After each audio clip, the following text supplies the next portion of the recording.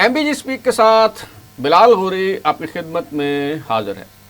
1962 کے آئین کا مسودہ سامنے آیا تو اس کے ابتدائیے میں لکھا تھا کہ یہ آئین فیلڈ مارشل کی طرف سے قوم کو عطا کیا گیا ہے۔ موجودہ فیلڈ مارشل کے عہد میں کوئی نیا آئین، کوئی نیا دستور تو متعارف نہیں کروایا گیا، البتہ پے در پہ آئینی ترامیم ضرور ہو رہی ہیں۔ پہلے 26ویں آئینی ترامیم آئی اور اب جو 27ویں آئینی ترمیم ہے وہ سامنے آ چکی ہے، اور اس کو دونوں ایوانوں سے منظور کروانے کی جو تیاریاں ہیں وہ عروج پر ہیں۔ اس 27ویں آئینی ترمیم کے ذریعے وفاقی آئینی عدالت قائم کی جا رہی ہے۔ جوڈیشری کے حوالے سے بہت سی شقیں شامل ہیں، جس میں سے ایک شق یہ بھی ہے کہ ہائی کورٹ کے جج صاحبان کا تبادلہ ان کی رضامندی کے بغیر بھی کیا جا سکے گا۔ اس کے علاوہ فوج کے حوالے سے، ملٹری کے ڈھانچے کے حوالے سے بہت ساری تبدیلیاں ہیں۔ Chairman joint chiefs of staff committee کا جو عہدہ ہے وہ ختم کیا جا رہا ہے، اور اس کی جگہ چیف آف ڈیفنس فورسز کا جو آفس ہے وہ متعارف کروایا جا رہا ہے۔ فیلڈ مارشل کو اور صدر مملکت کو تاحیات استثناء دینے کی جو سفارش ہے وہ بھی اس آئینی پیکج میں جو ہے وہ شامل ہے۔ تو یہ جو 27ویں آئینی ترمیم ہے، اس کے پاکستان کی سیاست پر، عدالت پر کیا اثرات مرتب ہوں گے، آج ہم اسی حوالے سے گفتگو کریں گے۔ اور آج اسٹوڈیو میں ہم نے مدعو کیا ہے جناب فاروق عادل صاحب کو، جو تجزیہ نگار ہیں، مصنف ہیں، اور کوچہ صحافت کے ساتھ اقتدار کے ایوانوں تک بھی ان کی رسائی رہی ہے۔ صدر ممنون حسین کے دور میں پریس سیکرٹری رہے ہیں۔ ان کے ساتھ تشریف رکھتے ہیں جناب عبدالقیوم صدیقی صاحب، سینئر صحافی ہیں اور سپریم کورٹ کو کور کرتے ہیں۔ آئینی و قانونی معاملات پر ان کی بہت گہری نظر ہے۔ تو صدیقی صاحب، آپ سے بات کا آغاز کرتے ہیں۔ جناب فاروق عادل صاحب سینئر ہیں، ان سے گفتگو کا آغاز کریں آپ۔ وہ ان سے ہم تجزیہ لیں گے۔ پہلے آپ یہ رہنمائی فرمائیں کہ یہ جو 27ویں آئینی ترمیم ہے، اس میں عدالتوں کے حوالے سے کون کون سی تبدیلیاں لائی جا رہی ہیں اور اس کے کیا اثرات ہو سکتے ہیں؟ پہلے یہ ذرا رہنمائی فرمائیں نا، پھر اس پہ ہم لب کشائی کریں گے۔ دیکھیں، ایک تو بات ہے کہ فیڈرل کانسٹیٹیوشنل کورٹ بنائی جا رہی ہے۔ فیڈرل کانسٹیٹیوشنل، اب تو ہم ابھی تک کیونکہ امینڈمنٹ پاس نہیں ہوئی ہے، تو یہ ایک مجوزہ ترمیم ہے، مجوزہ مسودہ ہے۔ اس کے اندر جو چیزیں ہیں، فیڈرل کانسٹیٹیوشنل کورٹ ہے۔ فیڈرل کانسٹیٹیوشنل کورٹ کے اندر جو پہلی مرتبہ اپوائنٹمنٹ ہے وہ کیسے ہوگی، فیڈرل کانسٹیٹیوشنل کورٹ کے دائرہ اختیار کیا ہوگا، یا دائرہ سماعت جس کو کہتے ہیں، کیونکہ 184(3) اور 191(a) جو 26ویں آئینی ترمیم تھی وہ ختم کر دی گئی ہے، اور 184(3) بھی جو ہے اس کو ختم کر دیا گیا ہے۔ تو جو آئینی معاملات ہیں، یا صوبوں کے درمیان میں یا صوبے اور حکومت کے درمیان میں اگر کوئی مسئلہ ہوتا ہے تو اس میں وہ ڈیکلیریٹری آئے گا۔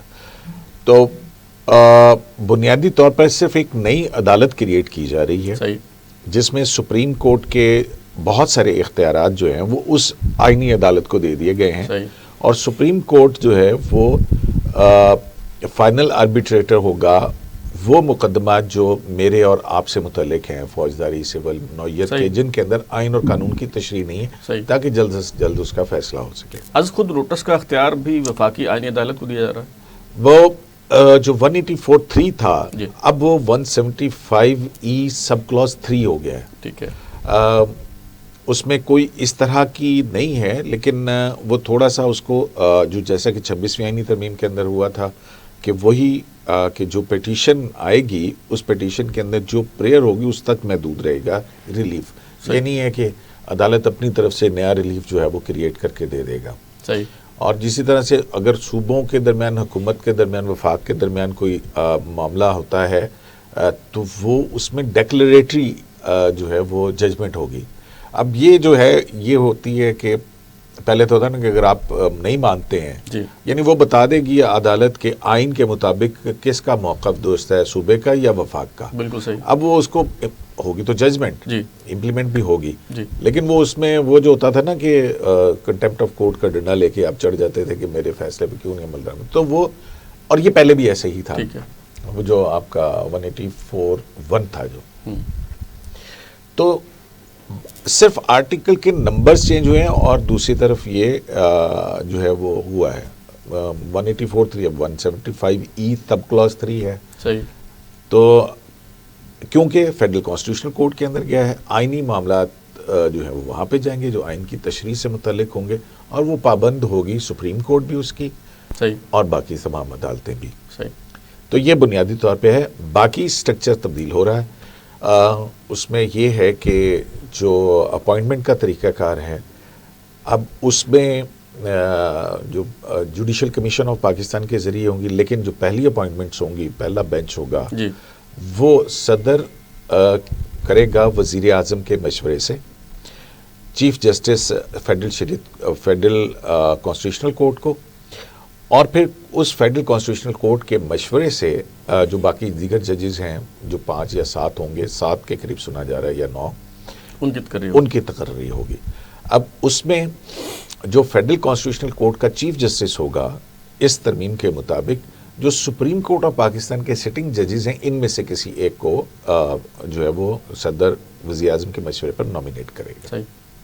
اچھا فاروق عادل صاحب, جیسا مجھے سمجھ آ رہا ہے عدالتی معاملات کے حوالے سے تو کوئی بہت بڑی تبدیلی نظر نہیں آ رہی. آئینی بینچ پہلے موجود تھا, اب اسے آپ وفاقی آئینی عدالت بنا دیں, اور اس طرح 184(3) کو آپ اس کی سیکشن آپ تبدیل کر دیں, لیکن کوئی بہت بڑی تبدیلی اس میں محسوس نہیں ہو رہی.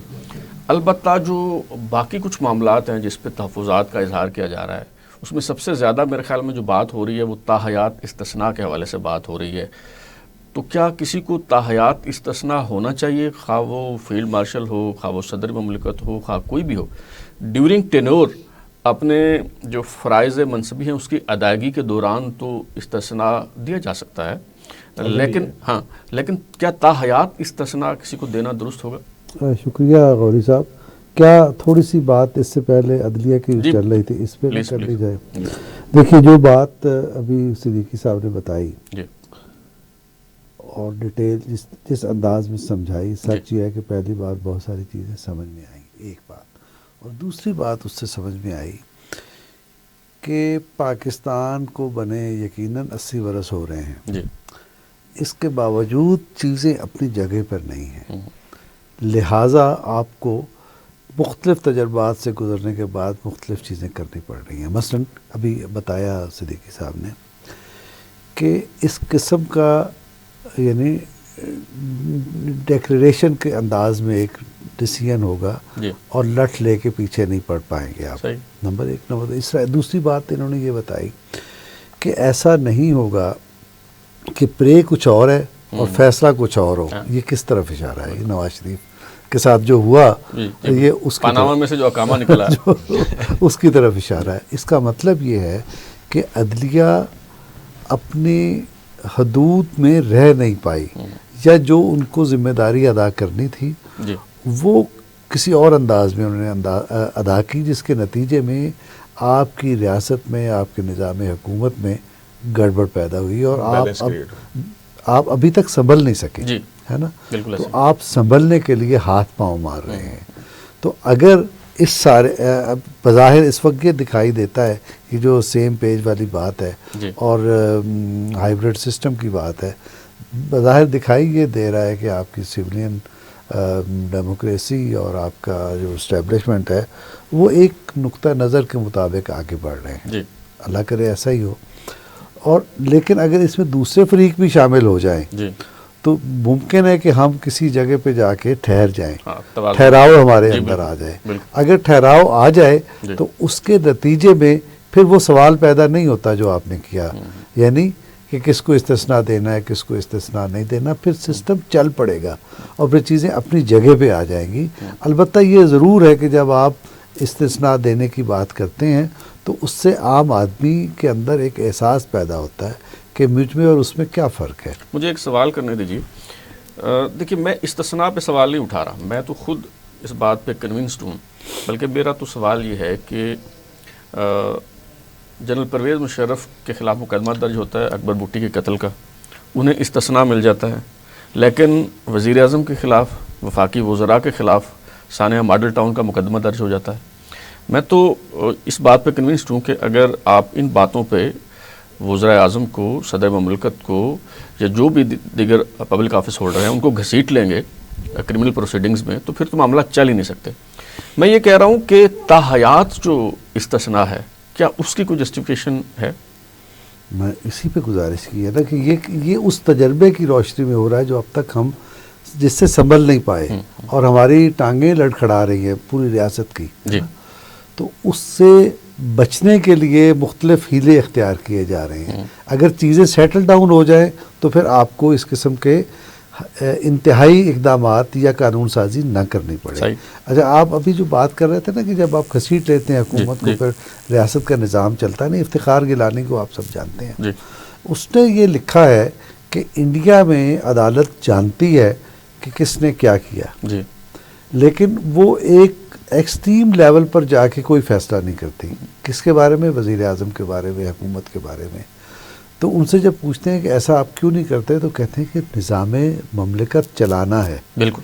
اگر ہم اس طرح سے مداخلت کرنی شروع کر دیں گے تو اس کے نتیجے میں ریاست کی چولیں ہل جائیں گی.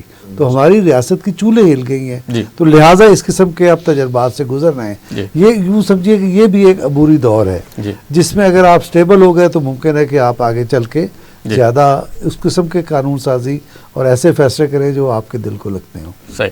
اچھا صدیقی صاحب یہ بتائیے گا کہ یہ استثناء کی جو بات ہو رہی ہے، ایک جو عامیانہ خیال ہے، ایک عام آدمی کی جو رائے ہے وہ یہ سمجھ رہا ہے کہ شاید مثال کے طور پہ زرداری صاحب کل کو صدر نہیں رہتے، وہ کسی کو قتل کر دیتے ہیں تو اس کا استثناء کا مطلب ہے کہ کوئی کرمنل پروسیڈنگ ان کے خلاف نہیں ہو سکے گی. کیا ایسا ہی ہے؟ اچھا اس میں جو ہے نا تو ممکن نہیں ہے کہ زرداری صاحب کسی کو قتل کریں گے. نہیں میں ایک تمثیلاً میں نے عرض کیا یہ استثناء ظاہر ہے صاحب کے ساتھ ہی کیوں آپ کہہ سکتے تھے ایک ایکس وائی زی جو ہے وہ پریزیڈنٹ کوئی بھی پبلک آفس ہولڈر جس کو استثناء حاصل ہے کوئی بھی 10 دن کے لیے پریزیڈنٹ بنے اور پھر اس کے بعد وہ ساری زندگی نہیں.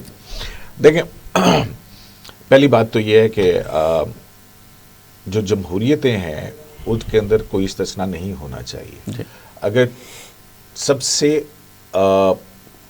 اعلیٰ ترین عہدے دار اکاؤنٹیبل نہیں ہے تو باقیوں کو میں کیسے اکاؤنٹیبل کروں؟ ٹھیک ہے نا. اب یہاں پہ نبی اکرم صلی اللہ علیہ وسلم کی وہ مثال لیں کہ جب کوئی ایک خاتون آئی انہوں نے کہا کہ جناب میرے بچے سے کہیں کہ یہ میٹھا یا گڑ کھانا جو ہے وہ بند کر دے. تو انہوں نے کہا 2 دن بعد آنا. تو جب وہ 2 دن کے بعد آئی تو پھر انہوں نے کہا کہ ہاں بچے نے انہوں نے کہا کیوں نہیں پہلے کہا؟ انہوں نے کہا پہلے میں بھی کھاتا تھا. تو یہ سٹارٹ ہوتا فرام دی ٹاپ سے. بالکل ٹھیک ہے. جو آلریڈی موجود ہے پریزیڈنٹ آف پاکستان 248 کے نیچے جو آئین ہے وہ اس کے اندر امیونٹی کا موجود ہے. اس میں آپ کے گورنرز بھی ہیں، صوبائی وزراء بھی ہیں، وزیر اعلیٰ بھی ہیں، وزراء اعلیٰ بھی ہیں، کیبنٹ بھی ہے اور سارے ہیں. تو لہٰذا اس کو میں کہتا ہوں کہ ایک بیڈ ٹیسٹ کے اندر شاید یہ بات ہے کہ اس کو ایسا نہیں ہونا چاہیے. اب پرائم منسٹر نے تو کہہ دیا. اب اس کی پولیٹیکل کانوٹیشنز جو ہے مختلف لوگ کر رہے ہیں کہ اگر وہ یہ لے لیتے امیونٹی تو سابق وزیر اعظم کو جو ہے وہ ان کو جو ہے نا بڑا فائدہ پہنچتا. تو فائدہ پہنچتا تو پھر وہ اس ترمیم کے حق کے اندر ہو جاتے ہیں تو معاملہ وہاں پہ آ جاتا. لیکن یہ جو ہے نا یہ ایبسلیوٹ امیونٹی کسی کو بھی نہیں ہوتی ہے. ایون زرداری صاحب کے کیس کے اندر بھی ہوا تھا. یہ امیونٹی جو ہے وہ آپ کو کلیم کرنی پڑتی ہے. صحیح. تو وہ پھر اس کے اپنے سرکمسٹانسز ہوتے ہیں. پھر عدالت فیصلہ کرتی ہے. جو پہلا ڈرافٹ ہمارے پاس آیا مزے کی بات یہ ہے کہ جو پہلا ڈرافٹ تھا جو کہ PDF فارم کے اندر تھا میڈیا کو ملا اس کے اندر اس طرح کی امیونٹی کی کوئی بات نہیں تھی. بعد میں جو پنک جو بل ٹیبل ہوا اس میں جو ہے 248 کے اندر تھی یہ امیونٹی. فیلڈ مارشل کے تاحیات استثناء کی بات تو تھی. یہ صدر کے تاحیات استثناء کی بات آپ کر رہے ہیں وہ نہیں تھی. اب وہ اس طرح سے تھی کہ اگر دیکھا جائے تو فیلڈ مارشل کی جو ہے 243 میں جو امینڈمنٹس آئی ہیں 9-10 کے قریب آئی ہیں وہ تو ظاہر ہے کہ جو آپ کا سیکیورٹی پیراڈائم ہے اس میں جو مارکہ حق میں ہم نے کیا اس کے مطابق اس کو تبدیل کیا گیا. اور فیلڈ مارشل تو میرا خیال ابھی تک 2 ہی ہیں. ایک تو سیلف کلیم تھے اپنا ایوب صاحب رخصت ہو گئے اور یہ دوسرے جو ہیں یہ تو اگر آپ اجازت دیں تو بریک میں ایک لے لوں. ہاں بالکل یہاں پہ ایک مختصر بریک لیتے ہیں جی اور جب واپس آئیں گے تو ہم استثناء کے حوالے سے بھی بات کریں گے اور یہ بھی ڈسکس کریں گے کہ یہ جو باتیں ہو رہی ہیں کہ 27ویں آئینی ترمیم کی وجہ سے عدلیہ کی آزادی خطرے میں ہے تو کیا واقعی ایسا ہے. تو یہاں پہ لیتے ہیں ایک چھوٹا سا بریک.